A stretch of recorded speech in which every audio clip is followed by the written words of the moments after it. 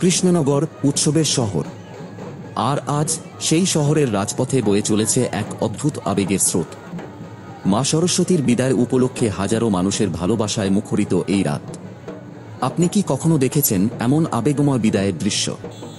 যদি না দেখে থাকেন, তাহলে এই ভিডিওটি আপনার জন্য। শহরের এক প্রান্ত থেকে আরেক প্রান্ত, একটার পর একটা ক্লাব ও বারোয়ারি তাদের সুসজ্জিত প্রতিমা নিয়ে বেরিয়েছে। ঢাকের তালে, শঙ্খধ্বনিতে, আলোকসজ্জার ঝলকে আলোকিত কৃষ্ণনগরের আকাশ।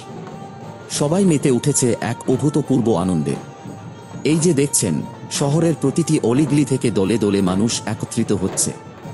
কারণ এই নিরঞ্জন শুধুই বিসর্জন নয়, এটি এক আবেগ, এটি এক পুনর্জন্মের বার্তা। কেউ উলু দিচ্ছেন, কেউ ঢাক বাজাচ্ছেন, কেউ বা প্রতিমার সামনে নাচে মেতে উঠেছেন। ছোট বড় সকলেই এই শোভাযাত্রার অংশ। এই নিরঞ্জনে নেই কোনো ভেদাভেদ, নেই কোনো বাধা। মা সরস্বতীর এই বিদায়ে একই আবেগে মিশে যায় সকলের মন। ছোট বড় সবাই মিলে গড়ে তোলে এক অপূর্ব দৃশ্য। শহরের ঐতিহ্যের সাক্ষী হয়ে একের পর এক প্রতিমা প্রদক্ষিণ করছে কৃষ্ণনগরের বিখ্যাত রাজবাড়ি। আর তারপর সেই একটাই গন্তব্য, জলঙ্গি নদী, যেখানে মা সরস্বতী মিলিত হবেন অনন্তের স্রোতে।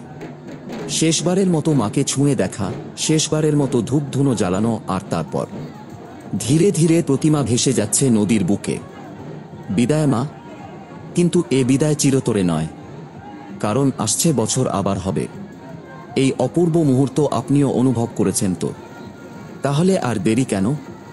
এই ঐতিহ্যকে আরও ছড়িয়ে দিন। ভিডিওটি লাইক করুন, শেয়ার করুন, আর কৃষ্ণনগরের আরও দারুণ দারুণ গল্প পেতে আমাদের সাবস্ক্রাইব করুন।